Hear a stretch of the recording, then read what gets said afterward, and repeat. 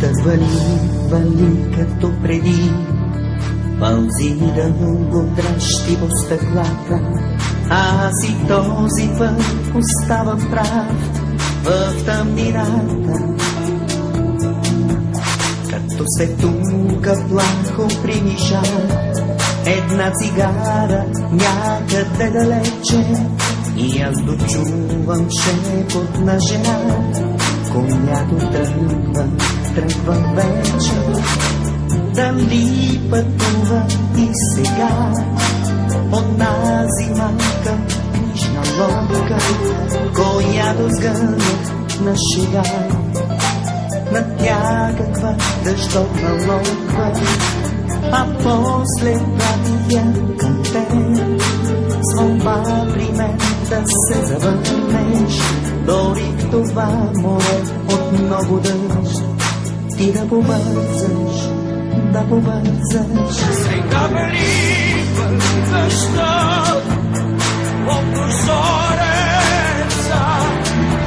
от вестник стар изказвам стих с много, много болка и препрочитам на глас как разсипят море от хора и дъжд, книжна лодка.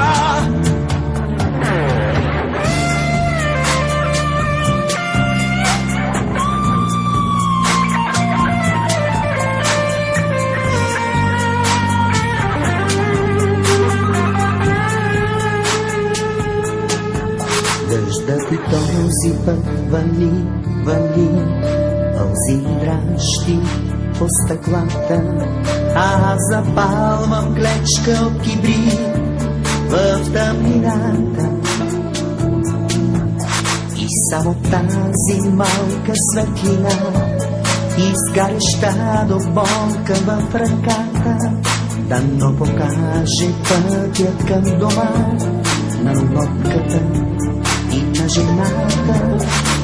Дали пътува и сега онази малка книжна лодка, която сгъна на шега над някаква дъждовна лодка, а после прати я към теб с молба при мен да се завърнеш.